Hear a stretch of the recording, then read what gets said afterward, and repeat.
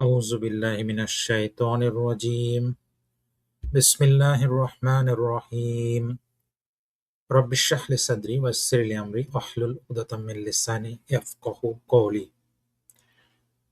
আজকে আমাদের চ্যানেলের নিয়মিত আয়োজন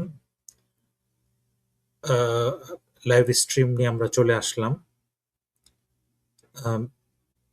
তো আজকের লাইভ স্ট্রিমের বিষয়বস্তু হলো ইসলাম বিদ্বেষীদের জবাব, ইসলাম বিদ্বেষীদের বিভিন্ন অভিযোগ, তার জবাব আমরা ইনশাল্লাহ এই লাইভ স্ট্রিমের মাধ্যমে দেওয়ার চেষ্টা করব এবং এটা আমাদের নিয়মিত আয়োজন। এটা প্রচারিত হচ্ছে প্রশ্নের মীমাংসা ইউটিউব এবং ফেসবুক চ্যানেল এবং মুসলিম ভিউ ফেসবুক চ্যানেল থেকে সরাসরি।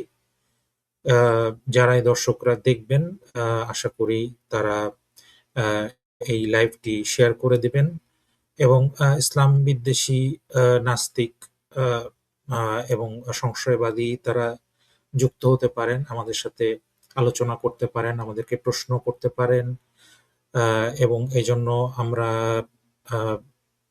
কমেন্ট সেকশনে স্ট্রিমের লিঙ্কটা দিয়ে দিয়েছি। আপনারা লিঙ্কের মাধ্যমে যুক্ত হতে পারেন এবং আমাদের সাথে কথা বলতে পারেন। আপনাদের কোনো ইসলামের ব্যাপারে কোনো সংশয়, নাস্তিকতা ইত্যাদি বিষয়ে যদি কথা বলতে চান, কথা বলতে বা আমাদের মুসলিমদের সাথে কথা বলতে চান, তাহলে অবশ্যই যুক্ত হবেন এবং কথা বলবেন ইনশাআল্লাহ। বর্তমান সময়ে নাস্তিকতা, আসলে বাংলাদেশের যে নাস্তিকতা, এটা আমরা দেখতেছি যে নাস্তিকতার স্বরূপটা কি। বাংলাদেশে বর্তমান সময়ে যে নাস্তিকরা রয়েছে তাদের ভিতরে সত্যি কথা যে বুদ্ধিভিত্তিক নাস্তিকতা এটা দেখাই যায় না। কারণ কোনো ভালো যে একাডেমিক পার্সন যে নাস্তিক, এটা কিন্তু বাংলাদেশে বর্তমানে খুব একটা দেখা যায় না। যেটা আগেকার সময় ছিল, আজকে থেকে ২০-৩০ বছর আগে, যেমন শওকত ওসমান, হুমায়ুন আজাদ, এ ধরনের নাস্তিক খুবভাবে হিসেবে পরিচিত যারা ছিল, তারা বিশ্ববিদ্যালয়ের অধ্যাপক ছিল, তারা লেখালেখি করতেন, তাদের বিভিন্ন বই প্রকাশিত হতো। তো তাদের মাধ্যমে অনেকে নাস্তিকতা সম্বন্ধে, নাস্তিকতার যে একাডেমিক একটা অবস্থান ছিল বাংলাদেশে। কিন্তু বর্তমান সময়ে কিন্তু এই ধরনের কোনো বিশ্ববিদ্যালয়ের শিক্ষক বা কোনো বড় লেখক, কোনো একাডেমিশিয়ান, তারা কিন্তু নাস্তিকতা ওইভাবে প্রচার করেন না। ব্যক্তিগতভাবে কেউ নাস্তিক হতে পারেন, কিন্তু নাস্তিকতার প্রচার প্রসার কিন্তু সেইভাবে তারা করেন না। বরং নাস্তিকতার প্রচার এখন কারা করতেছে? এখন যারা করতেছে তারা মূলত ইসলাম বিদ্বেষী, তারা মূলত ইউটিউবার। তাদের আসলে এই নাস্তিকতাকে পুঁজি করে তাদের ইনকাম চলতেছে। কারণ তাদের, আপনি যখন ফুল টাইম ইউটিউবার হবেন, আপনি কিন্তু কোনো কাজ, অন্য কাজ করতে পারবেন না। অর্থাৎ কেউ যদি একজন বিশ্ববিদ্যালয়ের শিক্ষক হয় বা কেউ যদি একজন ব্যবসায়ী হয়, তাহলে কিন্তু সে ফুল টাইম কোনো কিছু কাজ করা সম্ভব না। যেমন আমরা পেশাজীবী মানুষ, আমরা কিন্তু ফুল টাইম ইউটিউব করা আমাদের পক্ষে সম্ভব না। সেজন্য আমরা সাধারণত সপ্তাহের ছুটির সময় আমরা কিন্তু ইউটিউবে আমরা কাজ করি বা ইউটিউব লাইভ প্রোগ্রামগুলো করে থাকি। কিন্তু এই নাস্তিক, বঙ্গ নাস্তিক যারা, তাদের কিন্তু ইউটিউবটাই তাদের ইনকাম। কারণ তাদের ইউটিউবের মাধ্যমে ফ্যান ফলোয়ার তারা তৈরি করে তারা নাস্তিকতার প্রচার প্রসার করছে এবং এটাই নাস্তিকতাই তাদের রুটি রুজির ব্যবস্থা করে, আল্লাহ তাআলা রিজিকের ব্যবস্থা করে দিয়েছেন। আল্লাহর বিরোধিতার মাধ্যমে তারা, আল্লাহ তাআলা তাদের রিজিকের ব্যবস্থা করে দিয়েছেন। সুবহানাল্লাহ। এটা হচ্ছে বাংলাদেশের বর্তমানে নাস্তিকদের স্বরূপ এবং এখানে কোনো তাদের বুদ্ধিবৃত্তিক আলোচনা নেই। আপনারা যদি দেখেন যে বর্তমানে যে দাওয়াইজ বাংলাতে মনসুর ভাই, উনি একজন মুসলিম দায়ী, যিনি বহুদিন থেকে ইসলামের দাওয়াতের কাজ করছেন। যুক্তরাজ্য ভিত্তিক ইউকেতে স্পিকার্স কর্নারে উনি বহু বছর যাবৎ দাওয়াতের কাজ করছেন। তো উনার যে লাইভ স্ট্রিমে আমরা দেখলাম দেখি যে যারা নাস্তিক বা সংশয়বাদীরা আসেন, আসলে তাদের যে আ লজিক্যাল চিন্তাভাবনা এটা আমরা কিন্তু দেখতে পাই না। যেটা আমরা দেখি যে এক ধরনের ইসলাম বিদ্বেষ, ইললজিক্যাল কথাবার্তা এটাই আমরা বেশি দেখি। লজিক্যাল যে চিন্তাভাবনা এটা কিন্তু আমরা দেখি না। এটা দুঃখজনক, মানুষকে সরাসরি আ সমালোচনা আমি করতে চাই না। কিন্তু আসলে আপনি যখন একটা একাডেমিক আলোচনা করবেন, আপনাকে অবশ্যই একটা লজিক্যাল কথাবার্তা বলতে হবে। ইললজিক্যাল কথাবার্তার কোনো ভিত্তি নেই। ইললজিক্যাল কথাবার্তা আসলে এটা গ্রহণযোগ্য নয়। আপনি কিছু কথা বলতে পারেন, অনেক কথা আপনি বলতে পারেন। আমাদের দেশে যেমন মানুষ অনেক সময় অনেক কথা বলে, অ্যা রাজনীতি নিয়ে অনেক আলোচনা করতেছে। কিন্তু কথা হচ্ছে যে রাজনীতিতে হয়তো সেই ব্যক্তির কোনো অবদান নেই বা তার সাথে রাজনীতির কোনো সম্পর্ক নেই। তাহলে রাজনীতি নিয়ে এত আলোচনা করে লাভ কি? আসলে আমাদের যে রিলেভেন্ট বিষয়ে আমাদের চিন্তা করা উচিত, আমরা কোন কাজ করছি সেই বিষয় নিয়ে আমাদের কথা বলা উচিত এবং যেই বিষয়ে আমাদের কোনো সম্পর্ক নেই সেই বিষয়গুলো নিয়ে আমাদের কথা বলা উচিত না। সুতরাং নাস্তিকদেরও বলব, যেগুলো জিনিস আপনারা বুঝেন আগে বুঝার চেষ্টা করুন। তারপরে আপনারা একটা সিদ্ধান্ত নেন। আপনারা যদি এমনি নাস্তিক হন যে আপনি আল্লাহকে মানবেন না, সেটা আপনার ব্যাপার। কিন্তু কোন অযৌক্তিক যে যুক্তি এটা দিবেন না। যেটা যুক্তি যদি আপনারা দিতে চান সেটা অবশ্যই যুক্তিযুক্ত হতে হবে এবং সেটার ভেতরে অবশ্যই একটা কারণ থাকতে হবে। একটা ভ্যালিড রিজন থাকতে হবে।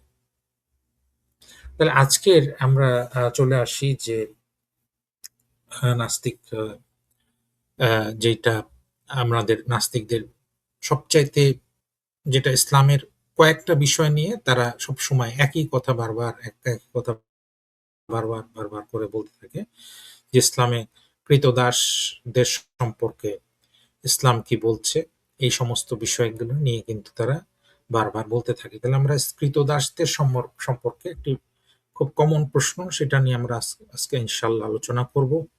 আল্লাহ রাব্বুল আলামিন আমাদেরকে তৌফিক দান করুন যাতে আমরা ইসলাম বিদ্বেষীদের জবাব সহজে দিতে পারি এবং যারা আহ, বিভিন্ন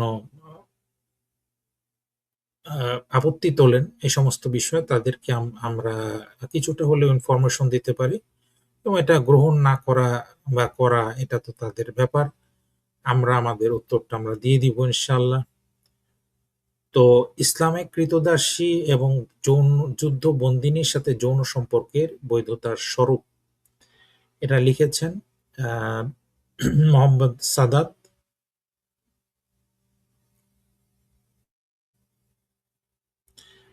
তো এটা পড়ার আগে দাসপ্রথা এবং ইসলাম এই লেখাটি পড়ে নেওয়ার জন্য অনুরোধ করা হচ্ছে। দাসপ্রথা এবং ইসলাম। আচ্ছা, দাসপ্রথার ব্যাপারে আচ্ছা,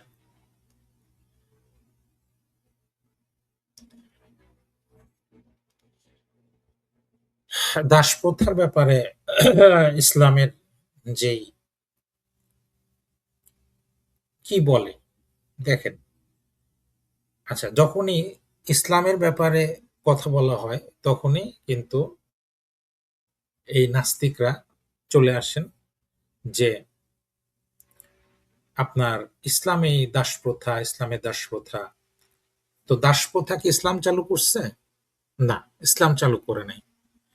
বরং ইসলাম বলছে যে একজন দাসকে মুক্তি দিলে এটা আল্লাহ তাআলা তার তার জন্য এটা একটা নেকির কাজ, এটা একটা ভালো কাজ, এটা একটা উত্তম আমল হিসেবে ইসলাম এটাকে বর্ণনা করছে।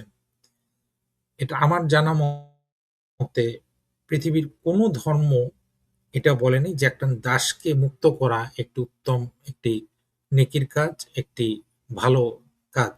এটা খ্রিস্টান ধর্মেও বলা হয়নি, হিন্দু ধর্মেও বলা হয়নি বা অন্য কোনো ধর্মেও এটা বলা হয়নি। শুধুমাত্র ইসলাম ধর্মে এটা বলা হচ্ছে যে একজন দাসকে মুক্ত করা এটা একটা উত্তম একটা কাজ। দেখুন, তাহলে দাসপ্রথা কি ইসলাম প্রথম চালু করেছিল? না, দাসপ্রথা ইসলাম প্রবর্তিত কোনো ব্যবস্থা নয়। দেখুন, এটা দাসপ্রথা ইসলাম প্রবর্তিত কোনো ব্যবস্থা নয়।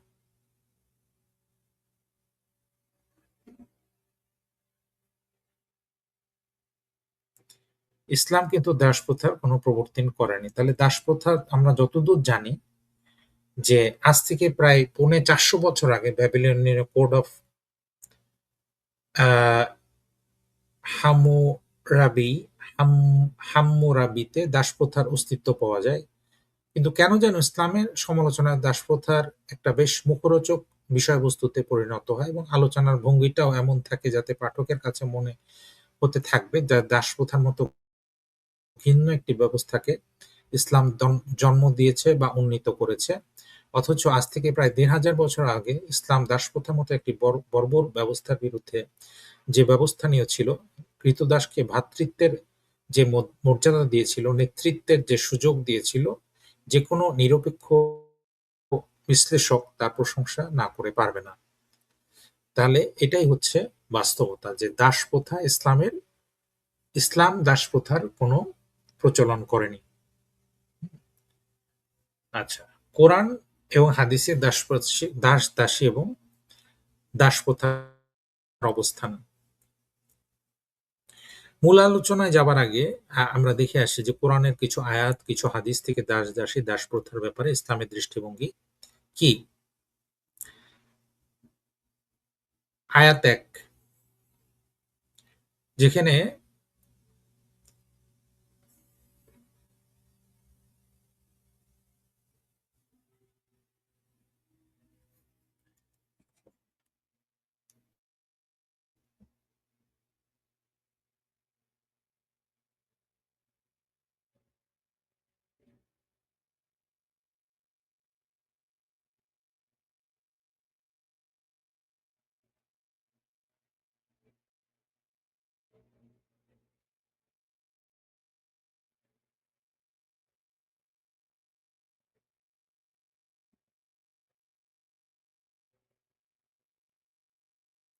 এটা হচ্ছে সূরা বালাদ। সূরা বালাদের ১১ নম্বর আয়াতে আল্লাহ তাআলা বলছেন, তবে সে বন্ধুর গিরিপথটি অতিক্রম করতে সচেষ্ট হয়নি। তবে সে বন্ধুর গিরিপথটি অতিক্রম করতে সচেষ্ট হয়নি। তুমি কি জানো গিরিপথটি কি? আর কিসে তোমাকে জানাবে বন্ধুর গিরিপথটি কি? আর তা হচ্ছে দাস মুক্তকরণ। এটা হচ্ছে দাস মুক্তকরণ অথবা খাদ্য দান করা দুর্ভিক্ষের দিনে ইয়াতিম আত্মীয়-স্বজনকে, অথবা ধূলিমলিন মিসকিনকে। অতঃপর সে তাদের অন্তর্ভুক্ত হয়ে যায় যারা ঈমান এনেছে, পরস্পরকে উপদেশ দেয় ধৈর্য ধারণের এবং পরস্পরকে উপদেশ দেয় দয়া এবং অনুগ্রহের। সুবহানাল্লাহ। দেখুন, সূরা বালাদের ১১ নম্বর থেকে ১৭ নম্বর আয়াতটা আপনারা পড়ে দেখবেন। যেখানে এখানে বলা হচ্ছে কি, অতঃপর সে ধর্মের ঘাঁটিতে প্রবেশ করেনি। আপনি জানেন কি সেই ঘাঁটি কি? তা হচ্ছে দাসমুক্তি। তা হচ্ছে দাসমুক্তি অথবা দুর্ভিক্ষের দিন অন্নদান, এতিম আত্মীয়কে অথবা ধূলি-ধূসরিত মিসকিনকে। অতঃপর তাদের অন্তর্ভুক্ত হওয়া যারা ঈমান আনে, পরস্পরকে উপদেশ দেয় সবর, পরস্পরকে উপদেশ দেয় দয়া এবং অনুগ্রহ। অর্থাৎ ইসলামে এই যে দেখেন, ইসলামে একটা ভালো কাজ, উত্তম কাজ হচ্ছে দাসমুক্তি। হুম? যখন সে ধর্মের ঘাঁটিতে প্রবেশ করবে, সেই ঘাঁটিতে প্রবেশ করে তার তার এখানে কাজটা কি হবে? তার দাসমুক্ত করা, দুর্ভিক্ষের সময় যারা এতিম, আত্মীয়স্বজন তাদেরকে খাবার দেয়া, মিসকিনদেরকে খাবার দেয়া এবং তবেই সেই ব্যক্তি তাদের অন্তর্ভুক্ত হবে। কাদের অন্তর্ভুক্ত হবে? যারা ঈমান আনে, পরস্পরকে উপদেশ দেয় সবরের, পরস্পরকে উপদেশ দেয় দয়ার।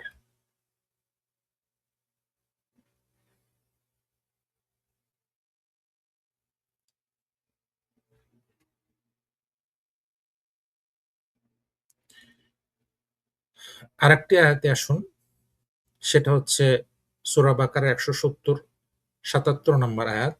সৎকর্ম শুধু এই নয় যে পূর্ব কিংবা পশ্চিম দিকে মুখ করবে, বা বরং বড় সৎ কাজ হলো এই যে ঈমান আনবে আল্লাহর উপরে, কিয়ামত দিবসের উপরে, ফেরেশতাগণের উপরে, সমস্ত নবী রাসূলগণের উপরে, আর সম্পদ ব্যয় করবে তারই মহাব্বতে আত্মীয়স্বজন, ইয়াতীম, মিসকিন, মুসাফির, ভিক্ষুক এবং মুক্তিকামী ক্রীতদাসদের জন্য।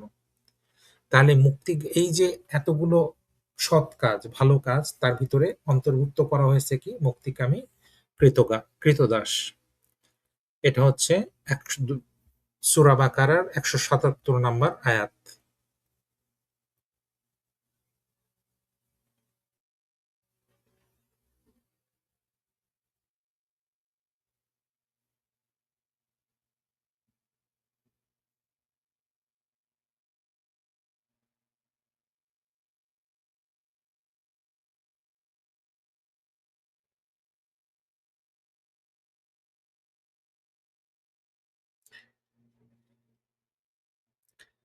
লাইসাল বিররা আন তুওয়াল্লু উজুহাকুম কিবালাল মাশরিকি ওয়াল মাগরিবি ওয়ালাকিন্নাল বিররা মান আমানা বিল্লাহি ওয়াল ইয়াউমিল আখির ওয়াল মালাইকাতি ওয়াল কিতাবি ওয়ান নাবিয়িনা ওয়া আতাল মালা আলা হুব্বিহি যাওয়িল কুরবা ওয়াল ইয়াতামা ওয়াল মাসাকিনা ওয়াবনাস সাবিলি والسائلين وفي الرقاب وأقام الصلاة وآتى الزكاة والموفون بعهدهم إذا عاهدوا والصابرين في البأساء والضراء وحين البأس أولئك الذين صدقوا وأولئك هم المتقون।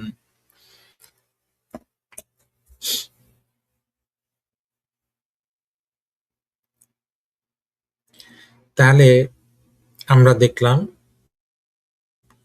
যে বড় সৎ কাজ হলো, সবচাইতে বড় সৎ কাজ কি? সে ঈমান আনবে আল্লাহর উপরে, কিয়ামত দিবসের উপরে, ফেরেশতাগণের উপরে, সমস্ত নবী রাসূলগণের উপরে, আর সে সৎ সম্পদ ব্যয় করবে তারই মহব্বতে আত্মীয়-স্বজন, ইয়াতীম, মিসকিন, মুসাফির, ভিক্ষুক এবং মুক্তিকামী ক্রীতদাসদের জন্য। তাহলে এই যে জিনিসগুলি, এটা নাস্তিকদের মনে রাখতে হবে যে কোরআনে দেখেন বারবার করে কিন্তু বলা হচ্ছে যে ক্রীতদাস মুক্তকরণ, এটা হচ্ছে একটা বড় সৎ কাজ, এটা একটা অতি উত্তম কাজ। তাহলে কিভাবে ইসলামে ক্রীতদাস প্রথা চালু করলো? ইসলাম তো ক্রীতদাস প্রথা চালু করেনি, বরং ক্রীতদাসকে মুক্তি দেয়াটাকে ইসলাম অতি উত্তম একটি কাজ হিসেবে বলছে। আয়াত ৩, নিজেদের সমান হয়ে যাবার ভয়ে দাস-দাসীদের দান না করা আল্লাহর নিয়ামতকে অস্বীকার করার নামান্তর।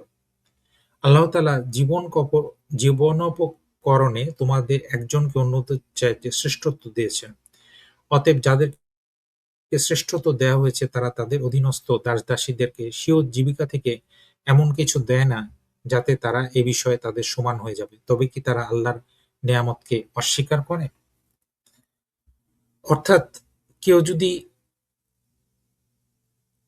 যদি তার দাস-দাসীকে তারা সাহায্য না করে, তাদেরকে অর্থ না দেয়, তাদেরকে সাহায্য না দেয়, এই ভয়ে যে তাদেরকে যদি আমি টাকা পয়সা দেই তাহলে তারা টাকা পয়সার দিক দিয়ে তারা আমার সমকক্ষ হয়ে যাবে। তাহলে এর অর্থ হচ্ছে আল্লাহর নিয়ামতকে অস্বীকার করা। আল্লাহ তাআলা আমাদেরকে একজনের আরেকজনের উপরে শ্রেষ্ঠত্ব দিয়েছেন। অতএব যাদেরকে শ্রেষ্ঠত্ব দেওয়া হয়েছে তাদের অধীনস্থ দাস-দাসীদের স্বীয় জীবিকা থেকে এমন কিছু দেয় না যাতে তারা এ বিষয়ে তাদের সমান হয়ে যাবে। তবে কি তারা আল্লাহর নিয়ামতকে অস্বীকার করছে? তাহলে আপনাকে দাস-দাসীকে আপনার সাহায্য করতে হবে। এটা হচ্ছে ইসলামের বিধান। দাস-দাসীর প্রতি আপনাকে লক্ষ্য রাখতে হবে, তাদেরকে সাহায্য করতে হবে। সুবহানাল্লাহ। তাহলে যে এই যে সবসময় একটা অভিযোগ করা হয় যে ইসলামে দাস-দাসীদের প্রতি আ জুলুম করা হয়, অত্যাচার করা হয়, হ্যাঁ? তার কিন্তু কোনো বেসিস নেই। কোনো কিন্তু এই কথাটার কোনো যুক্তি নেই। দেখেন আমরা ১৬ নম্বর আয়াতে চলে যাই। সূরা নাহাল। সূরা নাহালের ৭১ নম্বর আয়াত।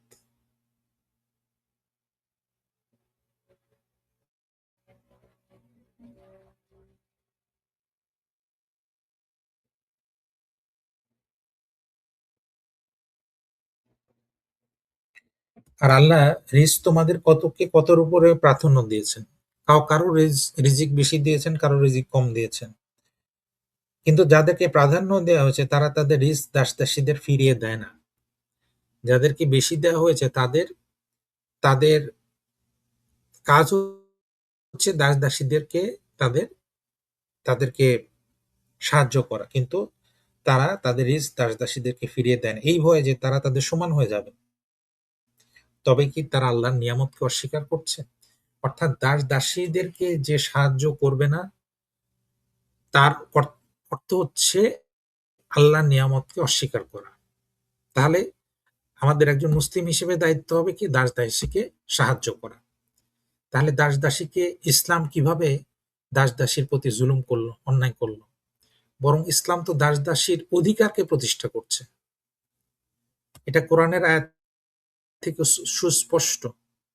এবং এই আয়াতটা দেখার পরে আমি জানি না যে কোনো নাস্তিক কিভাবে আবার দাস-দাসীর ব্যাপারে ইসলামের সমালোচনা করতে পারে এবং এটা আদৌ করা সম্ভব কিনা।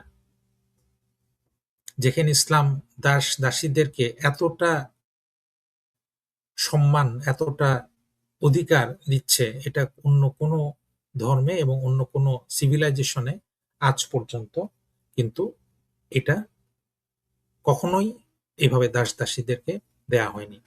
যেটা ইসলাম দিয়েছে। সুতরাং অন্যান্য আ আ অন্যান্য সময় যে দাস-দাসী যে বিশেষ করে আ বর্তমান যুগে মাত্র ১-১৫০ বছর আগে আমেরিকায় যে দাসপ্রথা চালু ছিল, সেই দাসপ্রথার সাথে ইসলামের যেখানে দাস-দাসীর তুলনা করাটা এটা সম্পূর্ণ অন্যায় এবং এটা সম্পূর্ণ ভিত্তিহীন। কারণ দাসীদের যে কোনো তাদেরকে সাহায্য করা, তাদেরকে মুক্ত করা, তাদের কোনো অধিকার, এই ব্যাপার তো এটার তো অন্য কোনো আহ জায়গায় সেখানে তো কোনো সুযোগই নাই। সেখানে কোনো সুযোগই নাই। যেটা ইসলাম আপনাকে দিচ্ছে, ইসলাম দাস-দাসীর যে অধিকার দিচ্ছে, সেটা অন্য কোনো জায়গায় আপনি অসম্ভব, অসম্ভব সেটা কেউ দিতে পারবে না। কেউ দিতে পারবে না।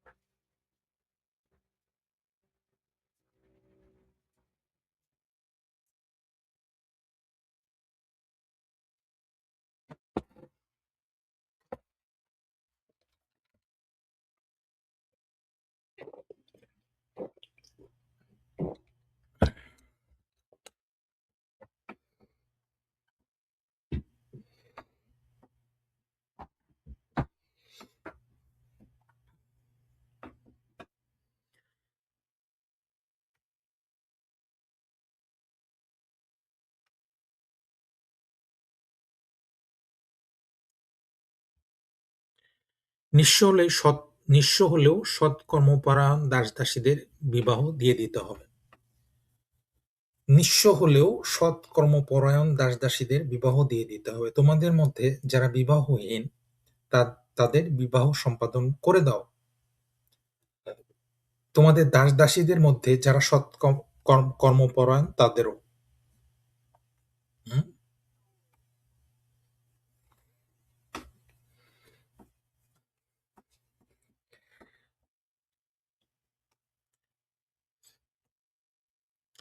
তাহলে আপনার অধীনস্থ যে দাস-দাসী থাকবে তাদের কোরআনের আদেশ হচ্ছে যে তাদের আপনার বিবাহের ব্যবস্থা করে দিতে হবে।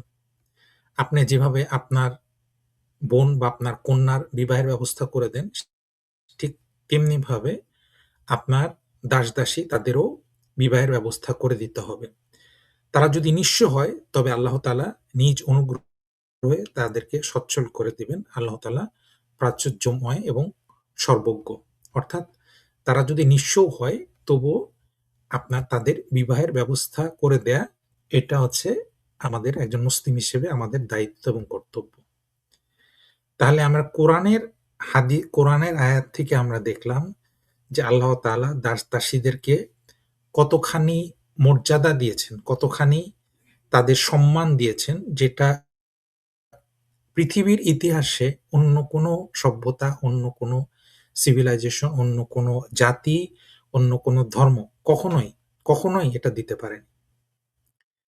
দেখুন যে বলছে যে তোমরা যখন ধর্মের ঘাঁটিতে প্রবেশ করতে হলো তোমাদের কাজটা কি? দাসমুক্তি করা। এবং যে দাসমুক্তি করবে এবং তারা হবে কাদের অন্তর্ভুক্ত? যারা ঈমান আনে, পরস্পরকে সবর এবং পরস্পরকে দয়ার উপদেশ দেয়, তাদের অন্তর্ভুক্ত হয়ে যাবে। এবং দাস মুক্ত করা একটা বড় সৎ কাজের ভিতরে অন্তর্ভুক্ত করা হয়েছে, দাসমুক্ত করা। এবং দাসকে সাহায্য করাটা এটা একজন মুসলমানের দায়িত্ব এবং কর্তব্য, ওয়াজিব। কারণ বলা হয়েছে যে দাসকে সাহায্য করে না এই ভয়ে যে সেই দাস-দাসী তার সমান হয়ে যাবে, তবে সে নিশ্চয় আল্লাহর অনুগ্রহকে, নিয়ামতকে সে অস্বীকার করল। এবং দাস-দাসীর বিবাহের ব্যবস্থা করে দিতে হবে। এইটা হচ্ছে ইসলামের বিধান। আমি জানি না যে যারা নাস্তিক তারা এই কোরআনের আয়াতগুলি জানেন কিনা। আর যদি জানার পরেও তারা আপত্তি করেন, তার মানে হচ্ছে তাদের ভিতরে এই যে সিনসিয়ারিটির অভাব আছে এবং তাদের ভিতরে সততার অভাব আছে। একটা অসৎ একটা সম্পূর্ণ অসৎ চিন্তা ভাবনা যে ইসলাম দাস-দাসীর প্রতি অন্যায় করে, তাদের প্রতি অবিচার করে। স্বাধীন দাস-দাসী কেনাবেচা নিষিদ্ধকরণ। স্বাধীন দাস-দাসী কেনাবেচা নিষিদ্ধকরণ। দেখুন, ইসলাম ছাড়া অন্যান্য যেকোনো যে ব্যবস্থা ছিল আজ থেকে হাজার বছর আগেও এবং ইদানিং কালেও, এই যে 1800 শতাব্দী পর্যন্ত ট্রান্স আটলান্টিক যে স্লেভারি চালু ছিল, সেখানে কি করা হতো? সেখানে যে বিভিন্ন ডাকাতির মাধ্যমে বিভিন্ন এটা মানে দাসকে বিভিন্ন জায়গায় অপহরণের মাধ্যমে মানুষকে তুলে নিয়ে আসা হতো। তুলে নিয়ে আসা স্বাধীন মানুষকে তুলে নিয়ে আসা হতো এবং তাদেরকে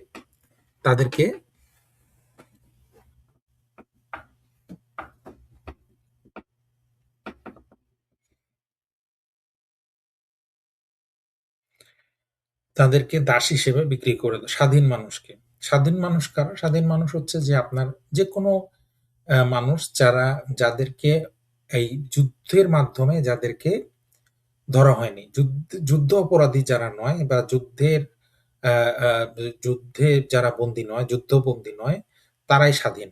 তারা সবাই স্বাধীন। ইসলামে শুধুমাত্র যুদ্ধবন্দীদের ক্ষেত্রে এটা প্রযোজ্য। এখন কথা হচ্ছে যে ইসলাম কেন দাস-দাসী কেনা-বেচাটাকে এটাকে বহাল রেখেছে? এটার কারণটা খুব সহজ। দাস-দাসী তো কেনা-বেচা না করলে কি হবে? যে দাস আপনি একজন দাসকে আপনি আ দাস সে মুক্ত হতে চায়।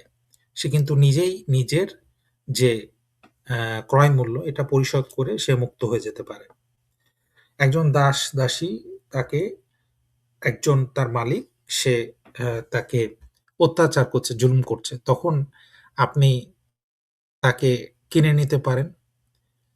আ অর্থ দিয়ে কিনে নিতে পারেন এবং তাকে এই জুলুম থেকে বাঁচাতে পারেন। তো যদি এখানে কেনাবেচার সিস্টেমটা না থাকতো তাহলে তাকে এভাবে উদ্ধার করার তো কোনো উপায় থাকতো না। এবং একজন মানুষ দেখা যাচ্ছে যে সে একজন স্বাধীন মানুষ। তাকে দাস হিসেবে অন্য কোনো জাতি বা অন্য কোনো সম্প্রদায় তাকে আটক করে রেখেছে। এখন তার যদি কেনাবেচার সিস্টেম না থাকে, তাহলে আপনি তাকে কিভাবে আপনি তাকে কিনে তাকে মুক্ত করবেন? এটা আপনি পারবেন না। তাহলে কেনা-বেচার এই যে সিস্টেম এটা হচ্ছে আ তার মুক্তির একটি উপায় এবং তার মুক্তির রাস্তাটাকে সবসময় ওপেন রাখে এই কেনা-বেচার সিস্টেমের মাধ্যমে। আর যদি এই সিস্টেম না থাকতো তাহলে একজন দাস সারা জীবনের জন্য একজন মালিকের আন্ডারে সে চলে যেত এবং সেখান থেকে তার বের হওয়ার আর কোনো রাস্তা থাকতো না। শুধুমাত্র একজনের আন্ডারেই সে থাকবে এবং তার বাইরে সে কিন্তু যেতে পারবে না। তাহলে ইসলামের এখানে কি বলছে? স্বাধীন ব্যক্তিকে কেনা-বেচা নিষিদ্ধ করুন। আবু হুরায়রা রাদিয়াল্লাহু তাআলা আনহু থেকে বর্ণিত রাসূল সাল্লাল্লাহু আলাইহি ওয়াসাল্লাম বলেন, "আমি কিয়ামতের দিন ৩ ব্যক্তির বিরুদ্ধে হব। ৩ ব্যক্তির বিরুদ্ধে, যে আমার নামে শপথ করে অতঃপর বিশ্বাসঘাতকতা করে, যে কোনো স্বাধীন ব্যক্তিকে ক্রীতদাস হিসেবে বিক্রি করে তার মূল্য ভক্ষণ করে।" স্বাধীন ব্যক্তিকে ক্রীতদাস হিসেবে বিক্রি করে তার মূল্য ভক্ষণ করে। স্বাধীন ব্যক্তিকে ক্রীতদাস হিসেবে বিক্রি করা যাবে না। এটাও রাসূল সাল্লাল্লাহু আলাইহি ওয়াসাল্লামের হাদিস যে কোন স্বাধীন কোন ব্যক্তিকে ক্রীতদাস হিসেবে বিক্রি করা যাবে না। এটা হচ্ছে ইসলামের বিধান। তার ইসলাম কোনোভাবেই কোনো উপায়েই এটা অন্য কোনো যে ক্রীতদাস প্রথা এটার সাথে এটার কোনো সম্পর্ক নেই। স্বাধীন কোনো ব্যক্তিকে ক্রীতদাস হিসেবে বিক্রি করা যাবে না। এটা রাসূল সাল্লাল্লাহু আলাইহি ওয়াসাল্লামের কথা। এটা অন্য কোনো মানুষের কথা নয়। সুতরাং এইটা সবচাইতে গুরুত্বপূর্ণ আমাদের এই কথাটা। এইটা আমরা দেখলাম যে স্বাধীন কোনো মানুষকে ক্রীতদাস হিসেবে বিক্রি করে তার মূল্য ভক্ষণ করা ইসলামে সম্পূর্ণ নিষিদ্ধ। তাহলে এটাকে যখন অন্যান্য ক্রীতদাস প্রথার সাথে তুলনা করা হয়, তাহলে এটা ইসলামের সাথে চরম একটি অসততার অবস্থান। যেটা কখনোই যে নাস্তিকরা কখনোই এই জিনিসগুলো নিয়ে অ্যাপ্রিশিয়েট করবে না বা এই জিনিসগুলোকে নিয়ে তারা কথা বলবে না। তারা ওই সবসময় উল্টা-পাল্টা কথা বলে যেটার কোনো বেসিস নাই, যেটার আ কোনো রকম কোনো আ যুক্তি নাই। দাস-দাসীর অধিকার। রাসূল সাল্লাল্লাহু আলাইহি ওয়াসাল্লাম বলেন, "তোমাদের দাসেরা তোমাদের ভাই।" অর্থাৎ এই যে আমরা বলি যে দাস-দাসীদেরকে আসলে দাস-দাসী বলা যাবে না। তাদেরকে কি বলতে হবে? তারা আমাদের ভাই। তারা আমাদের ভাই। তারা আমাদের ভাইয়ের মর্যাদা, তাদেরকে ভাইয়ের মর্যাদা দিয়েছেন। কে দিয়েছেন? নিজে রাসূল সাল্লাল্লাহু আলাইহি ওয়াসাল্লাম দিয়েছেন। এটা আমি দেই নাই। এটা আমি এটা সহিহ বুখারীর হাদিস, হাদিস নম্বর ২৫৪৫। তারা তোমাদের ভাই, তোমাদের দাসেরা তোমাদের ভাই। দেখুন আপনারা। সুতরাং এরপরেও যারা বলে যে মুসলমানরা দাস-দাসীদের উপরে অত্যাচার করে, জুলুম করে, এদের চাইতে অসৎ আর কে হতে পারে বলেন? এদের চাইতে অসৎ আর কে হতে পারে? যাদের উপর আল্লাহ তাআলা তোমাদের ক্ষমতা দিয়েছেন। তোমাদের ভাই যদি কারো নিয়ন্ত্রণ যদি তার ভাই থাকে তবে আপনার ভাইকে আপনি যেভাবে খাওয়াবেন কারো নিয়ন্ত্রণে যদি তার ভাই থাকে তবে সে যা খাবে তাকেও তা খাওয়াবে। তাহলে আমার ভাইকে কি আমি খারাপ কিছু খাওয়াবো? বরং আমার চাইতেও ভালো কিছু খাওয়াবো। আপনার বাসার যে কাজের লোক, আমাদের বাংলাদেশের যেটা সিস্টেম কাজের লোক, কাজের লোক কিন্তু সে কিন্তু দাস না। এটা কিন্তু আবার কেউ ভুল বুঝবেন না। কাজের লোক কিন্তু দাস না। কাজের লোক কিন্তু স্বাধীন একজন মানুষ। সে কিন্তু চাকর। আপনি যেমন একটি রাষ্ট্রের চাকর হতে পারেন, চাকরি করেন। যে চাকরি করে সেই চাকর। একজন সচিব সে রাষ্ট্রের একজন চাকর। সে চাকরি করে। একজন ডাক্তার সে রাষ্ট্রের একজন চাকর। সে চাকরি করে। তেমনিভাবে আপনার বাসার যে হেল্পিং হ্যান্ড, যে চাকর, সে কিন্তু আপনার বাসায় চাকরি করে। সে কিন্তু স্বাধীন মানুষ। সে কিন্তু আপনার বাসার কোনো দাস না। সে কিন্তু চাইলে আপনার বাসায় কাজ করতে পারে। যেকোনো সময় আপনার বাসার কাজ কিন্তু সে ছেড়ে দিতে পারে। এটা তার সম্পূর্ণ একটা সে স্বাধীন একজন মানুষ। তাকে আপনি কোনোভাবেই আপনি কোনো কিছু চাপায় দিতে পারবেন না। সে স্বাধীন। তো আমাদের দেশে আপনার বাসার যে কাজের লোক তাকে কিন্তু আমাদের দেশে দেখা যায় যে অনেক মানুষ এইসব নাস্তিকরাই দেখেন যে তাদের বাসার কাজের লোককে ঠিকমতো খেতে দেয় না। ভালো একটা কাপড় পরতে দেয় না। একটা ভালো জায়গায় বসতে দেয় না। আপনি যখন দেখা যাচ্ছে যে বাসায় সবাই চেয়ার টেবিলে আপনার ডাইনিং স্পেসে বসে খাচ্ছে, তখন কাজের লোকটাকে সে রান্নাঘরে সে বসে খাচ্ছে। তাকে সে ওই তার বাসার মালিকের সাথে সে খেতে পারে না। অথচ ইসলাম বলতেছে যে তোমার দাস তোমার ভাই। তুমি যা খাবে তাকেও তা খাওয়াবে। তুমি যা পড়বে তাকেও তা পড়াবে। আপনি যে একটা ভালো একটা ড্রেস পরেন, আপনি যে একটা ভালো শাড়ি পরেন, ভালো একটা সালোয়ার কামিজ পরেন, আপনার কাজের লোক যদি ওই একটা একই সালোয়ার কামিজ পরে আপনি সেটা মানবেন? কখনোই মানবেন না। আপনি কি একই ধরনের আপনি যখন ঈদের সময় আপনার স্ত্রীর জন্য যেই শাড়িটা কিনে আনেন, আপনার কাজের লোকের জন্য কি সেই শাড়িটা কিনেন? কখনোই কিনেন না। নাস্তিকরাই কিনে না। কিন্তু ইসলাম বলতেছে যে আপনি যা পড়বেন আপনার যে দাস সেও তা পড়বে। তাহলে এটা আবার কি ধরনের দাস ভাই? এটা কি ধরনের দাস?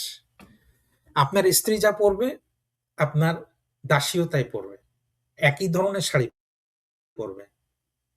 আপনার স্ত্রীকে যদি ৳২০,০০০ শাড়ি কিনে দেন, আপনার দাসীকেও আপনার ৳২০,০০০ শাড়ি কিনে দিতে হবে।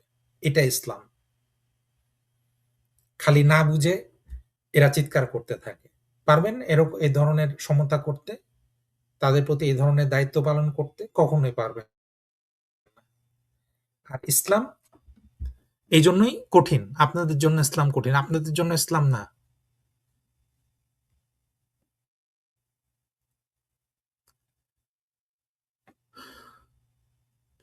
অতিরিক্ত কাজের বোঝা তাদের উপরে চাপাবেন না।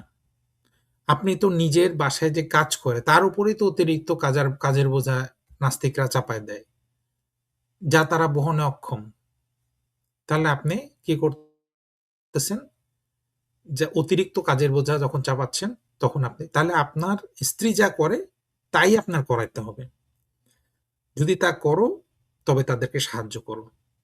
তাহলে অতিরিক্ত যদি কাজ থাকে তাহলে আপনার স্ত্রীকে যেমন আপনি সাহায্য করেন, তেমনি আপনার দাসী বা আপনার দাস তাকেও আপনাকে সেভাবে সাহায্য করতে হবে। এটা ইসলামের বিধান। আপনি হাত-পা ছেড়ে দিয়ে বিছানায় শুয়ে থাকলেন, আপনার দাস-দাসী কাজ করতেছে, আপনাকে করতেছে। এটা ইসলামের বিধান না। আপনাকে তাদেরকে সাহায্য করতে হবে। সহিহ বুখারী ২৫৪৫ আপনারা তো অনেক হাদিসের আ আ রেফারেন্স জানেন। আমি জানি না এই হাদিসটার রেফারেন্স আপনারা জানেন কিনা? নাস্তিকরা। আপনারা একটু আ আমি বলব যে একটু সৎ হন। নাস্তিকতা করেন সমস্যা নাই। পৃথিবীতে অনেক নাস্তিক আছে। কিন্তু বাংলাদেশের বঙ্গ নাস্তিক এদের মতো অসৎ মানুষ বোধহয় পৃথিবীতে আর একটিও নাই। আমি পৃথিবীর সকল নাস্তিকের জন্য দোয়া করি যে আল্লাহ তাআলা তাদেরকে হেদায়েত দান করুন। কিন্তু বঙ্গীয় যে নাস্তিক, এরা শুধু নাস্তিক না, এরা হচ্ছে অসৎ। এরা হচ্ছে মুনাফিকি তাদের মনোভাব। তো এরা কিভাবে আল্লাহ তাআলার অনুগ্রহ পাবে? আল্লাহ তাআলা চাইলে যে কাউকে অনুগ্রহ করতে পারেন। কিন্তু এরা তো নিজেরাই নিজেদের রাস্তাটাকে বন্ধ করে রাখে। কারণ এত সুন্দরভাবে আ যে হাদিসগুলি আছে তারা কি কখনো এগুলো পড়েনি? তারা কি কখনো এগুলি দেখেনি? আমি জানি না।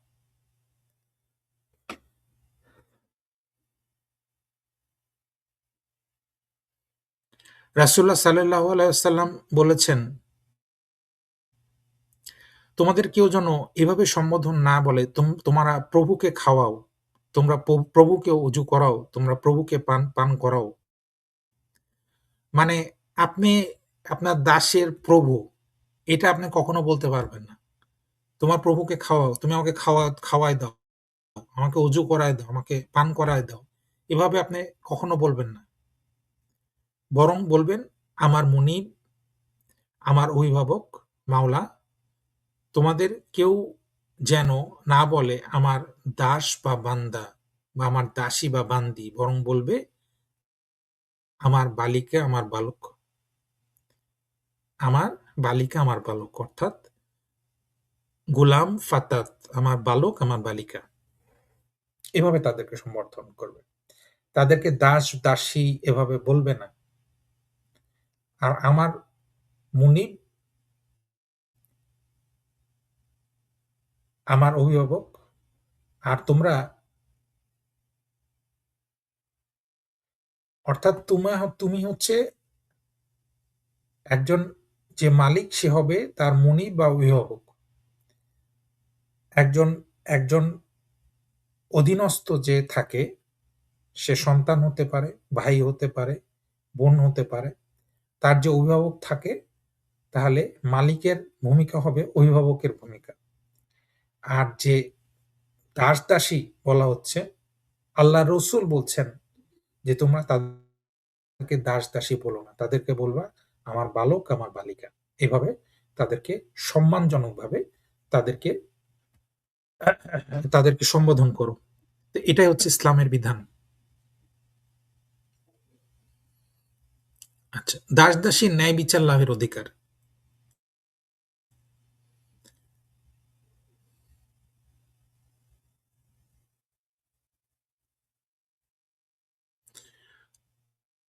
রাসূলুল্লাহ সাল্লাল্লাহু আলাইহি ওয়াসাল্লাম বলেন, "যদি কেউ তার ক্রীতদাসকে হত্যা করে, আমরা তাকে হত্যা করব। আর যদি কেউ তার ক্রীতদাসের নাক কেটে নেয়, আমরাও তার নাক কেটে নিব।" সুবহানাল্লাহ। তাহলে আপনার দাস-দাসীর যেই অধিকার আছে, একজন সাধারণ নাগরিকের যে অধিকার, আপনার যে দাস-দাসী তারও কিন্তু সম অধিকার আছে। কারণ রাসূল সাল্লাল্লাহু আলাইহি ওয়াসাল্লাম বলছেন, যদি কেউ তার দাসকে হত্যা করে, যদি কেউ তার ক্রীতদাসকে হত্যা করে, আমরা তাকে হত্যা করব। আর যদি তার ক্রীতদাসের নাক কেটে নেয়, আমরাও তার নাক কেটে নিব। সুবহানাল্লাহ। এটা হচ্ছে ইসলামের বিধান। তাহলে দাসের প্রতি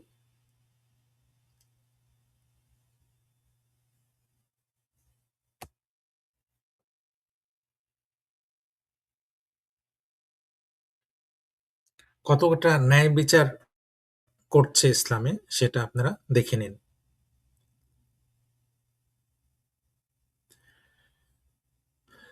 দাস-দাসীর উপরে অপবাদ আরোপের পরিমাণ, পরি আ আ পরিণাম। আবুল কাসেম সাল্লাল্লাহু আলাইহি ওয়াসাল্লামকে আবুল কাসেম কে? আবুল কাসেম হচ্ছে আমাদের প্রিয় রাসূল সাল্লাল্লাহু আলাইহি ওয়াসাল্লাম। তার আরেকটি নাম হচ্ছে আবুল কাসেম। কেউ যদি তার ক্রীতদাসকে অপবাদ দেয়, আর সেই ক্রীতদাস যদি সে যা বলছে তা থেকে মুক্ত হয়, তবে অপবাদ আরোপকারীকে কিয়ামতের দিন বেত্রাঘাত করা হতে থাকবে, যতক্ষণ না সেই ক্রীতদাস তাই হয় যা সে বর্ণনা করছে। সুতরাং তাকে কিয়ামতের দিন বেত্রাঘাত করা হবে।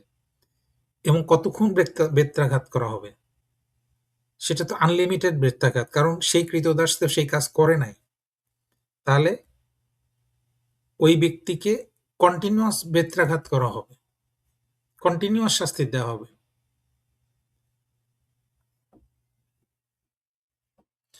মুয়াবিয়া ইবনে সুয়াইদ থেকে বর্ণিত, আমি আমার এক ক্রীতদাসকে চপটাঘাত করি, অতঃপর পলায়ন করি। আমি ঠিক মধ্যাহ্নের আগে ফিরে এলাম এবং আমার পিতার পেছনে সালাত আদায় করলাম।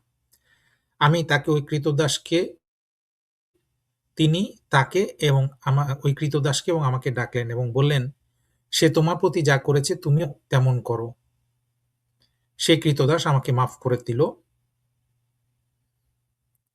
তখন তিনি তিনি আমার পিতা বললেন, "রাসূলুল্লাহ সাল্লাল্লাহু আলাইহি ওয়াসাল্লামের জীবদ্দশায় আমরা মুকাররিনের পরিবারভুক্ত ছিলাম। আমাদের একজন মাত্র ক্রীতদাসী ছিল। আমাদের একজন তাকে চড় মারল। এই খবর রাসূল সাল্লাল্লাহু আলাইহি ওয়াসাল্লামের কাছে পৌঁছল। তিনি বললেন, "তাকে মুক্ত করে দাও।" তারা পরিবারের লোকজন বললেন, "সে ছাড়া আমাদের কোনো সাহায্যকারী নেই।" কাজেই তিনি বললেন, "তাহলে তাকে কাজে নিযুক্ত করো, আর যখনই তোমরা তাকে কাজ অব্যাহতি দিতে সমর্থ হও, তাকে মুক্ত করে দাও।" তাহলে এটা ছিল রাসূল সাল্লাল্লাহু আলাইহি ওয়াসাল্লামের বিধান। অর্থাৎ একটা চড় মারার পরিবর্তে রাসূল সাল্লাল্লাহু আলাইহি ওয়াসাল্লাম বললেন যে, "তাকে তুমি মুক্ত করে দাও।"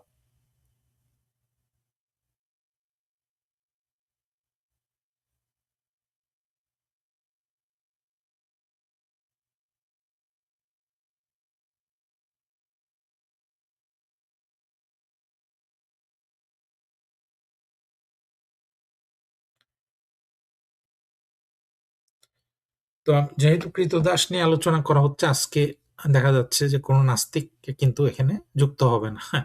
কারণ এই, এই কোরআন হাদিসের এই অংশগুলি তারা ভয় পায়। আবার তারা কিছু হাদিস নিয়ে আসবে, কিছু জিনিস নিয়ে আসবে।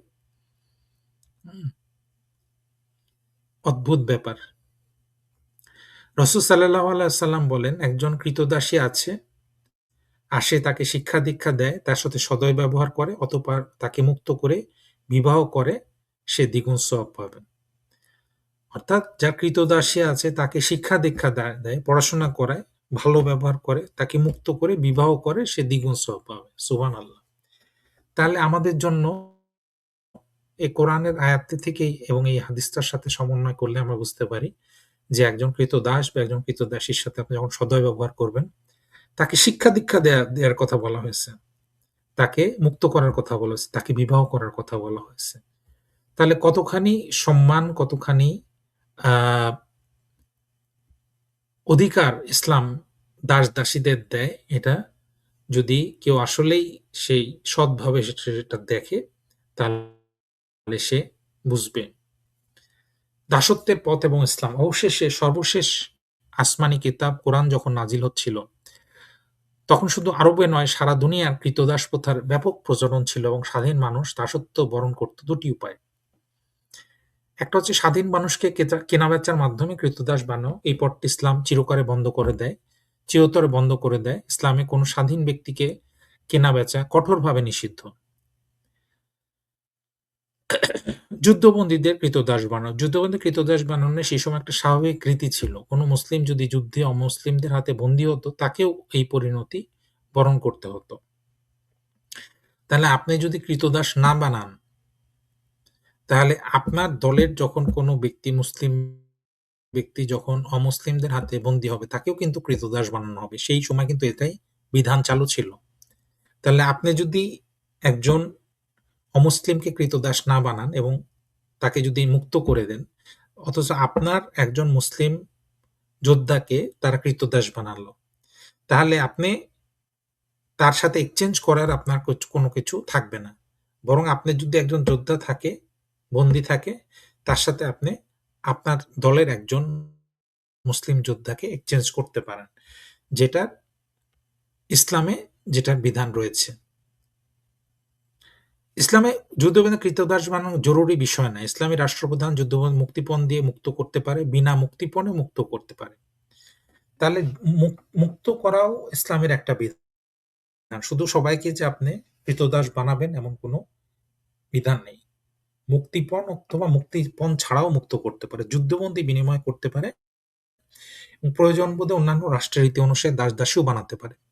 তবে কোন রাষ্ট্রের সাথে মুসলমানদের যদি এমন কোনো চুক্তি থাকে যে তারা যুদ্ধবন্দীদের দাস-দাসীতে বানাতে পারবে না, তবে সেই চুক্তি করা মুসলমানদের জন্য জরুরি। তাহলে বর্তমান সময়ে যেহেতু মুসলিম দেশগুলি তারা জাতিসংঘের অংশ এবং এখানে জাতিসংঘের যে চুক্তি অনুযায়ী তারা অন্যান্য দেশ, পৃথিবীর কোনো দেশ তাদের যুদ্ধবন্দীদেরকে তারা দাস-দাসী বানাতে পারবে না। সেইটার অনুসারে মুসলিমরাও বর্তমান সময়ে পারে না। কিন্তু এই রীতি যদি আবার ফিরে আসে, আবার যদি দেখা যায় যে যুদ্ধবন্দীদের দাস-দাসী বানানোর যে রীতি ফিরে আসে, তাহলে সেক্ষেত্রে এটা আবার চালু হতে পারে। কারণ বর্তমান পৃথিবীতে যুদ্ধ এমন একটা পরিস্থিতির দিকে আগাচ্ছে যে কেউ আমরা জানি না যে এর ভবিষ্যৎ কোথায়? ভবিষ্যৎ কোন দিকে যাবে? আমরা জানি না।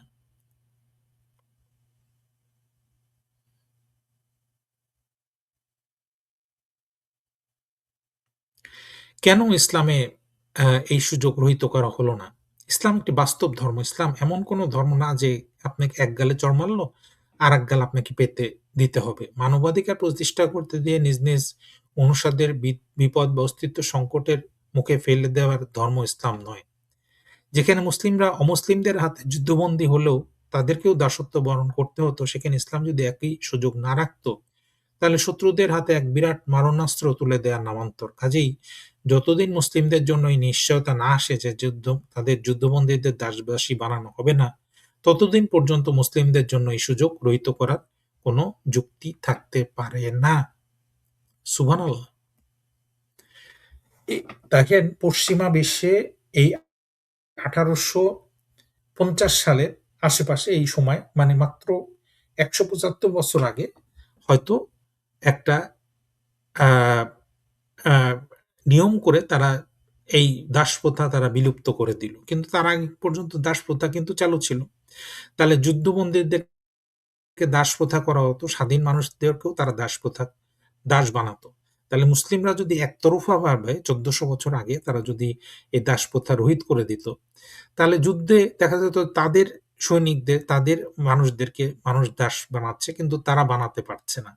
সেক্ষেত্রে ক্ষতিগ্রস্ত কারা হতো? মুসলিমরা হতো। তাহলে মুসলিমরা কেন এই দাসপ্রথাটাকে তারা একতরফাভাবে তারা বন্ধ করে দিবে? তাহলে এটাই হচ্ছে ধর্মের বাস্তবধর্মী সমাধান, যেটা অন্য কোনো ধর্মে নেই। অবাস্তব কোনো কিছু ইসলাম সমর্থন করে না। দাসত্বের এই পথ বন্ধ করা, ইসলামে দাসত্বে বরণের এই পথটি যদিও খোলা রয়েছে, তবে একটি একটি বন্ধযোগ্য পথ। যা বন্ধ করার চাবি অমুসলিম রাষ্ট্রসমূহের হাতেই দেয়া আছে। যেকোনো অমুসলিম রাষ্ট্র মুসলিম রাষ্ট্রের সাথে এই ব্যাপারে চুক্তিবদ্ধ হয় যে আমরা একে অপরের যুদ্ধবন্দীদের দাস-দাসী বানাবো না, দাসত্বে প্রবেশের এই উন্মুক্ত পথটি বন্ধ করে দিতে পারে। সুবহানাল্লাহ। তাহলে দেখা যাচ্ছে যে এই যে দাস প্রথা, এটা ইসলামের যে প্রথা, এটা কতটা সুন্দর, কতটা সহজ এবং কতটা বাস্তবসম্মত, এবং কতটা এর ভিতরে দয়া, কতটা ভালোবাসা এর ভিতরে রয়েছে। সুতরাং এটাকে কোনোভাবেই একটা অন্যায় বলার কোনো সুযোগ ইসলামে নেই। তোমরা আশা করছিলাম যে কোনো আ দর্শক যুক্ত হবেন এবং আমাদের সাথে আলোচনা করবেন। আমরা নিয়মিতভাবে ইনশাআল্লাহ এই বিষয়গুলি নিয়ে আলোচনা করে যাব, এবং আমরা যে নাস্তিক, ইসলাম বিদ্বেষী তাদের বিভিন্ন প্রশ্নের উত্তরগুলো ইনশাআল্লাহ আমরা দিব, এবং আমরা এই কারণে প্রতি রবিবার আমরা এই স্ট্রিমটি করছি। ইনশাআল্লাহ আমরা আশা করি যে আ স্ট্রিমগুলো আপনারা দেখবেন এবং এটা শেয়ার করে দিবেন। মানুষ এগুলো দেখুক, জানুক, ইসলাম সম্পর্কে জানুক। ইসলামে কোনো ধরনের জুলুম নেই, কোনো ধরনের অত্যাচার নেই। এটা আল্লাহর বিধান। এক আল্লাহর পক্ষ থেকে এসেছে। সুতরাং ইসলামকে যে মনে প্রাণে গ্রহণ করবে, ইনশাআল্লাহ সেই জান্নাতে প্রবেশ করবে। আল্লাহ তাআলা তাকে ক্ষমা করে দিবেন। আল্লাহ তাআলা ক্ষমাশীল। আল্লাহ তাআলা সকলকে চাইলে ক্ষমা করে দিতে পারেন। তবে আমাদের একজন মুসলিম হিসেবে আমাদের কাজ হলো আল্লাহ রাব্বুল আলামিনের উপরে ভরসা করা। কারণ আমরা নিশ্চিতভাবেই জানি যে এই মৃত্যুই আমাদের জন্য শেষ নয়, বরং মৃত্যুর পরে জীবন রয়েছে এবং সেটাই হচ্ছে অনন্ত জীবন। আজকে আমরা যেকোনো সময় মৃত্যুবরণ করতে পারি, যেকোনো সময় পৃথিবী ছেড়ে চলে যেতে পারি এবং যেকোনো সময় আমাদের নিঃশ্বাস বন্ধ হয়ে যেতে পারে। তার মানে এই নয় যে আমরা মাটির সাথে মিশে যাব। যেটা নাস্তিকরা বিশ্বাস করে। তারা মনে করে যে এই দুনিয়ার এই সবকিছু অর্থহীন। অর্থহীন কেন? কারণ আমরা তো মাটির সাথে মিশে যাব। তারা বিশ্বাস করে যে মৃত্যুর পরে কোনো পরকাল নেই, কোনো বিচার নেই, আ আল্লাহ নেই, বেহেশত দোজখ নেই, ফেরেশতা নেই। তাহলে তাদের কাছে যেমন পরকাল বলে কিছু নেই, এই কারণে তাদের কাছে জীবনটাও অর্থহীন। তাহলে জীবনটা আমরা জীবন অতিবাহিত করব? কেনই বা আমরা বেঁচে থাকবো? কেনই বা আমরা অর্থ উপার্জন করব? কারণ মৃত্যুর সাথে, সাথে তো এই অর্থ উপার্জনের সবকিছু বন্ধ হয়ে যাবে। তাহলে এইজন্য তারা ভোগবাদে বিশ্বাস করে। যে যত বেশি পারো তোমরা ভোগ করে নাও। তোমরা যত বেশি পারো ভোগ করে নাও। এটা হচ্ছে তাদের বিশ্বাস। কিন্তু দেখুন, একজন মুসলিম কিন্তু তার জন্য পরকাল, তার জন্য মুক্তি। ইনশাআল্লাহ আমরা বিশ্বাস করি যে আল্লাহ তাআলা রহমতের মাধ্যমে আমরা জান্নাতে প্রবেশ করব। আর দুনিয়ার জীবনের প্রতিটা সময় তাদের জন্য মূল্যবান। কারণ আমাদের জন্য দুনিয়ার সময়টা হচ্ছে আল্লাহ তাআলার ইবাদতের সময়। আল্লাহ তাআলার প্রতি আমাদের আমরা কৃতজ্ঞ, এটা প্রকাশের সময় হচ্ছে এই দুনিয়াটা। সুতরাং দুনিয়ার কোনো সময় আমাদের জন্য অর্থহীন নয়, অর্থপূর্ণ। দুনিয়ার সময়টা আমাদের জন্য অর্থপূর্ণ। দুনিয়ার সময়টা আমাদের জন্য অনেক অর্থপূর্ণ। আমরা দুনিয়াতে যে ভালো কাজ করব, ইনশাআল্লাহ এই ভালো কাজের প্রতিফল আমরা আখিরাতে পাবো। আমাদের কোনো সময়ই অর্থহীন নয়। এই যে মুসলিমরা বিভিন্ন জায়গায় মার খাচ্ছে, যুদ্ধ হচ্ছে, তারা তাদেরকে মেরে ফেলা হচ্ছে, তাদেরকে আহত করা হচ্ছে, বন্দী করা হচ্ছে। আসলে এটা আমাদের জন্য একটা পরীক্ষা। আল্লাহ তাআলা তো বলেই দিয়েছেন যে এই দুনিয়াটা পরীক্ষার জায়গা। আল্লাহ তাআলা সবকিছু দিয়ে পরীক্ষা করেন। আল্লাহ তাআলা যেমন আমাদেরকে বিভিন্ন বিপদের মধ্যে দিয়ে নিয়ে যাবেন, আবার আমাদেরকে বিভিন্ন ভালো কিছুর ভিতর দিয়েও নিয়ে যাবেন। আল্লাহ তাআলা আমাদেরকে পরীক্ষা করবেন। সুতরাং এগুলো আমাদের জন্য পরীক্ষা। তো এই পরীক্ষার সময় আমাদের যেটা করণীয়, আল্লাহর ইবাদত করা, সবর করা এবং আল্লাহর উপরে ভরসা করা, আল্লাহর উপরে তাওয়াক্কুল করা। এবং যারা এটা করতে পারবে, এই সবরটা করতে পারবে এবং ঈমানের সাথে যারা মৃত্যুবরণ করতে পারবে, ইনশাআল্লাহ তারাই সফলকাম। সাফল্য আপনার টাকা-পয়সায় নয়, আপনার সম্পদে নয়, আপনার ফ্ল্যাটে নয়, গাড়িতে নয়, আপনার বাড়িতে নয়। বরং সাফল্য হচ্ছে সেটা, যেটা আল্লাহ তাআলা যদি আপনাকে কবুল করে, আপনার মৃত্যুর সময় যদি আপনি ঈমানের সাথে মৃত্যুবরণ করেন, তবে সেটাই আপনার জন্য সাফল্য হবে। এই দুনিয়ার কোনো কিছুই আপনাকে সাফল্য এনে দিতে পারবে না। আপনি যতই টাকা-পয়সা ইনকাম করেন, যতই আপনার সম্পদ গড়ে তোলেন, আপনার কবরে একটি টাকাও আপনি দিতে পারবেন না, একটি সম্পদও আপনি নিয়ে যেতে পারবেন না। সবকিছুই এই দুনিয়ায় আপনাকে রেখে চলে যেতে হবে। সুতরাং আমরা সেইভাবে ইনশাআল্লাহ আমাদের জীবনটাকে গড়ে তুলি এবং আমরা আমাদের জীবনের যে লক্ষ্য আল্লাহর ইবাদত, সেই আল্লাহর ইবাদতটা আমরা করার চেষ্টা করি, ভালো কাজ করার চেষ্টা করি, মানুষকে ভালো কাজে উদ্বুদ্ধ করার চেষ্টা করি। আল্লাহ রাব্বুল আলামিন আমাদের সকলকে ঈমান এবং আমলের সাথে শেষ পর্যন্ত আমাদের মৃত্যু নসিব করার সময় আমাদেরকে কলেমার সাথে আমাদের মৃত্যু নসিব করুন এবং আমাদেরকে যতদিন আমরা জীবিত আছি আমাদেরকে ভালো কাজ করার তৌফিক দান করুন, ঈমানের সাথে থাকার তৌফিক দান করুন। আপনাদের সকলকে ধন্যবাদ এই অনুষ্ঠানটি দেখার জন্য। আপনারা বেশি, বেশি করে এই অনুষ্ঠানটিকে শেয়ার করে দিবেন এবং আপনারা দেখবেন আমরা ইনশাআল্লাহ আগামী পর্বে এই দাসপ্রথার ব্যাপারেই আমরা যেখান থেকে আমরা আজকে শেষ করেছি, অর্থাৎ ইসলামে কেন এই সুযোগ রহিত করা হলো না, এখান থেকেই আমরা আবার শুরু করব ইনশাআল্লাহ এবং আমরা ইনশাআল্লাহ দাসপ্রথার ব্যাপারে যেই আর্টিকেল গুলো আছে এগুলো আমরা পড়ব এবং বিস্তারিত ইনশাআল্লাহ আলোচনা করব এবং কোন দর্শক যদি যুক্ত হয়ে আলোচনা করতে চান, কোন নাস্তিক যদি যুক্ত হয়ে আলোচনা করতে চান, আমরা তাদের সাথে আলোচনা করব ইনশাআল্লাহ। আল্লাহ রাব্বুল আলামিন আমাদের সকলকে ইসলামের পথে থাকার এবং ইসলামের সাথে মৃত্যুবরণ করার তৌফিক দান করুন। আসসালামু আলাইকুম ওয়া রাহমাতুল্লাহি ওয়া বারাকাতুহু।